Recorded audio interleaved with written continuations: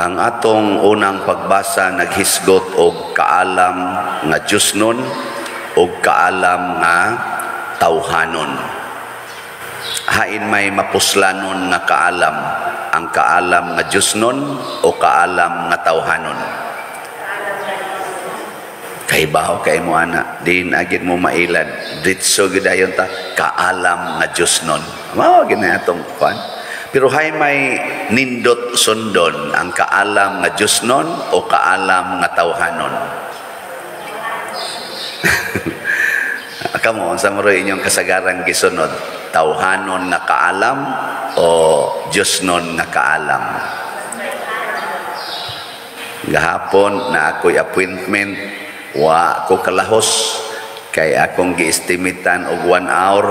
Sus, 1 hour pa lang, diha ramis traffic. Perti man yung traffic sugod na manggong klase, face to face. Hinaturay yun sa mga anak, hinuwatay pa, perti trafika. Mao dahil ito. Nga naman nga, perti marundaghana ng eskwela. Usahay, hasulon ra ba din ang pari, no? Daghan kay padagsuwat kay mangayo para mga notebook, mga ballpen, ana. Nako ako naman hinoy gipangayuan mo magani koy anak, ana, no? Papalit pag mga laptop, ana, no? Na arbataroy scam sa laptop. Unya, mao na kana ganing portig yung daghanang mga eskwela. Haron makakuha og kaalam. Pero kanang atong gianha sa eskwelahan gitawag nag tawhanon nga kaalam. Di gani na nato butangan og Diosnon nga kaalam, pulos na way kapuslanan. Pulos way kapuslanan. Na karon ay naas agriculture, na scam. Karon sa deep ed ba na katong namalit og mga laptop na gasigi naghearing sa Senado, gasigi sa hearing sa DA. Dito ya po Senado napanay daghan nga madiskubrihan nganong naa maning mga scam nganong ni amaning korupsyon ang naghimo ani ang mga maalamon nga tao kana bang mga highly educated nga mga tao makinaadmanon og maalamon maro og profesional. Mo na sila gitawag og mga profesional nga maro. Na pero ang kaalam nga Diosnon mga igsoon, unsa may kalainan niya? Ang kaalam nga Diosnon pirming naghuna-huna unsay judgment sa Ginoo. Ang kaalam nga tawhanon gahuna-huna lang unsay judgment sa tao. Basta dili gani masakpan or muuyon ang kadaghanan nga mga tao, okay nas mga tao, okay nas katilingban, hala, go, okay ra lagi na. Kay wa na nay problema. Di siya magpuyo-puyo raman mi, wa pa mamikasal, ay okay ra na, uso na na karon, dili na na siya, wa na nay problema. Nya mas nindot sa nang puyo-puyo, kay di na mo magkauyon, dali ra pagbuwag. Kaya kung magpakasal mo, gasto pa kaayo. Kanya inigbuwag ninyo, mo file na san mo og declaration of nullity, dugay pa kayo mahuman, hasol kay istanan. Di ba mahuman ano? Nga pulos man milaki, nga we love each other man, ay okay na na. Okay na na, kaya wa na mo supak ana, wa na manaway.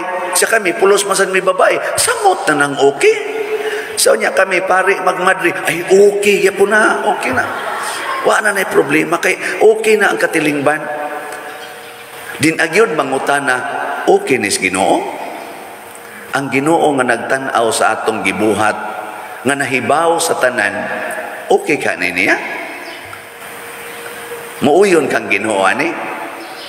Nauyab pa man mi magsige mig tinukangay. Puro mamilaki, puro man mi babay, magsigi mi og kinuotay. Okay ni sa Ginoo. Kaming mga pari og madre nga mi commit sa virginity, celibacy og poverty. Okay ra ni nga mag-date-date pod mi. Inana ba? Yan sa may tubag. Kanang bana nga magsigi og tan-aw sa silingan, magsigig tanawan ng TikTok, okay ra na. Ang saka, isang sa inaano, naraman na sa screen, igo raman tan ni tanaw, pero pangutan ang Ginoo, okay ba na? Anang asawa nga magsigig pa sexy, niya mag-short-short, pag mugbo kayo, pakita-kita, padinisdughan, niya ikuyog sa niya iyang bana, ang bana gusto sa kaistanan, nga mo na inaong siyang asawa, paangkason pas motor, mag-igwad na, nangakita na diring, hapit, mutanaw sa dahi pare. Adi kakakita nga, magduol mamudi sa karsada. Kanya kung imo ng asawa, imo na paangkason, kanang okay ra na nimo, bana? Nga hapit na way tabon ang lawas sa imong asawa? Kanang mga tato sa atong lawas karon nga ang hapitan tibuok lawas gipintala na, okay ra na siya sa Ginoo? Ang gibuhat nga panit sa Ginoo ibong pintalan kay art lagi, okay ra na. Mao na atong pangutana. Nya kun mogamit tag tawhanon nga kinaiya, pirmi gid nang okay. Pero mogamit ta og Dios non na kana ganing kaalam, ana dayon. Mao na si San Pablo niingon siya, ang kaalam niining kalibutan na binuang sa Ginoo. Ang binuang sa Ginoo nga atong gitan-aw nga binuang sa Ginoo, labaw kaayo sa kaalam sa tao. Hasta gani ang kahuyang sa Ginoo, labaw kaayo sa kalig-on or kusog nga tawhanon. Sama nang Russia o Ukraine. Aron magmalinawon, kinahanglang gubaton. Kinahanglang gubaton aron magmalinawon. Tanawa ang sa nahitabo. Pulo sila mga lig-on o armas, pulo sila mga banggiitan ng mga nasod. Tanawa kung sa nahitabo sa ilang katawhan. Ang uban nangamatay, ang uban wala na yung mga Pinoy-anan, ang uban nagdepresyon na tungod sa kasakit o kalisod sa kahimtang. Tungod na sa ilang kalig-on nga tawhanon. Mao na resulta. Unsa may gusto sa Ginoo? Huyang. Unsa man ang huyang? Mapaubsanon, humble. Sa dihang giatake si Kristo sa mga maalamon nga mga pari o mga Hudiyo, ang iyang gigamit dili kusog, pagpaubos, gugma, pagantos. Mo nang ningon si San Pablo sa unang pagbasa, among gisangyaw si Kristo nga gilansang sa cross. Binuang kini para sa mga Hudiyo o sa mga dili Hudiyo, mga Griego, apan para sa mga taong mituo, mauni ang gahom o kaalam sa Dios. Na kining pag-antos, kining pagsakripisyo alang sa pagtuman sa atong trabaho o mga katungdanan, mauni ang tinuod nga makahatag og kaayuhan. At tanawa ning mga dalaga dinhi, ang 5 gitawag og danghag, pero danghag sila, pero sa matas kalibutan bright biato sila. Nganong bright man, wa sila magdala og additional nga lana. Ngano man, kay bawa man sila nga kasal ning atong adtuon. Nya kun kasal gani, magdali gid na ang pamanhonon og abot. Kay ngano man, excited man. Di mga alas 12 gabi humana ng kasal kay magsugod man mga alas 6 sa gabi. Nya sila may tigsuga. Di magdalan taglana kutob alas 12 layo na kay pilargo ng kasal mga 2 hours, 3 hours. Di dali ra na. Uy, ang katong mga maalamon nga mga dalaga nagantos og additional nga mga galon sa lana. Plus pagid sa ilang suga. Gikataw-an ting ito siya na naglisod-lisod ang mga animal ay, wagi, pagkabugo yun. Kaysa pag magkasal ug hangtod buntag, ang gada, mga bugo, gadag, additional. La, sangkik igitaw na, dapat diri ana. Lain kita naon, sila, hayon lang, ana nga risnaw, ana kay sington ta ana, sington ta, sus mabati atong naon, madalaga, gutagod, ana. Oy, na traffic man ang kaningkuan, ang pamanhunon, na traffic man. Pagka-traffic, nabuthan pagisligid ang ilang kuan balsa. Diwa na kadagan. Sus, ning abot og alas 12 gabi nakatug na sila. Pagkaabot na sa pamanhunon, uy, ang ilang suga kay sige muntog siga kay ano mo tamog. Wa na may hapit lana. Gasugod ang kasal alas 12 naman hinuon, mao may pagkahurot sa ilang lana. Wa na may idugang. Patay. Ana. Kasabot mo ani. Kasabot mo? Lingay mo ito pa na, kasabot ka ng pasubingaya. Huwag mo kasabot, danghag mo. Ingos Kristo, ang ending sa iyang pasumbingay siya mo na pagtukaw mo, pasabot, o gusto kang muhayag ang imong kinabuhi, tanawag yun ang tibuok ngit-ngit na oras, mautoy panagani. Kung gusto kang naisuga nga di mapaong hangtod moabot na ang adlaw, tibuok gabi gyud ang budgeti og suga. Ayaw pag hunahuna nga dali raning mahuman. Tibuok yung gabi. Pasabot kung gusto tang magbinuotan, tibuok yung kinabuhi nato dinhis kalibutan.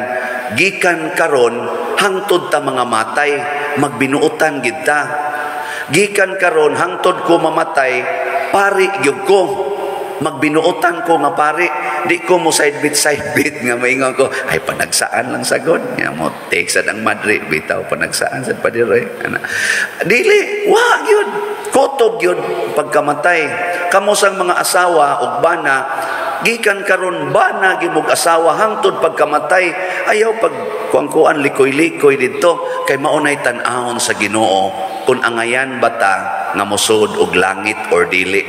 Mao to kay wa naman sila ilana ng gawas, pag abot sa pamanhunon wa man sila diha kay namalit pa maglana. Niingon ang Ginoo, wa ko kailan ninyo kay nga ko rang nailhan, inigabot nako kadto rang musugat nako. Ang ako rang mailhan nga pasudlos langit kadto ra gyung igabot nako, daghagi palit nga slat. Adi isingit na sa ning slat. Dili ba daghan og gibuhat alang sa kaayuhan sa iyang isig katao.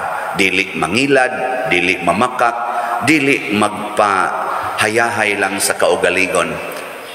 Sa kang San Pablo nga termino, kadto rang magantos gikan karon hangtod sa kamatayon para sa pagsangyaw o pagpuyo sa sugo sa Ginoo.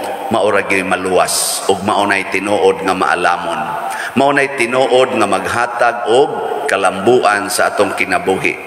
Kini karong atong mga paningkamot nga monindot ang kalibutan, pero way Ginoo nga iapil, atong isalikway ang sugo sa Ginoo, labi na ang hustisya, ang kamatinud-anon, ang pagkamapaubsanon, ang pagantos para sa uban, ato ning isalikway na mga matay rataani, di pagita kasod og langit. Ngunang lipay tas atong mga kaigsuonan, sigig pamalit og slat dinhi, sigig tabang nato, bisag ginagmay, na sa uban dinagko, sigig yung palit, di mo hunong. Moingon day ko, congratulations. Nakoy kapila naman ni mong palit. Wa na ko kahibaw pa diri og ikapila ni basta kanang naislat ganahan jud ko mo palit, mudugang pagyog palit. Nako kanindot.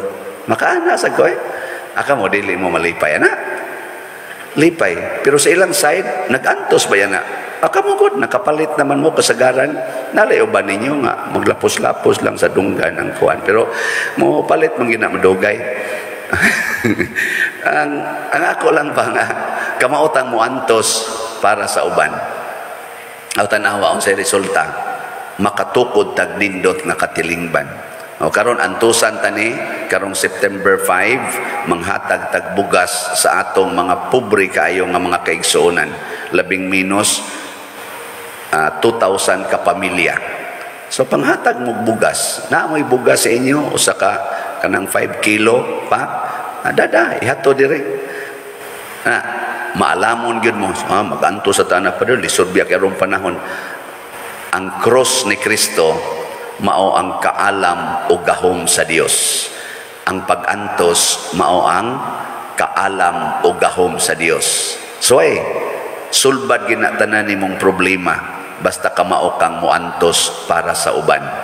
Kana lang kay testing. That is the key nga matod pang San Pablo, binuang ni para sa mga way pagtuo, para sa mga nituo mao ni ang gahom ug ang kaalam sa Dios.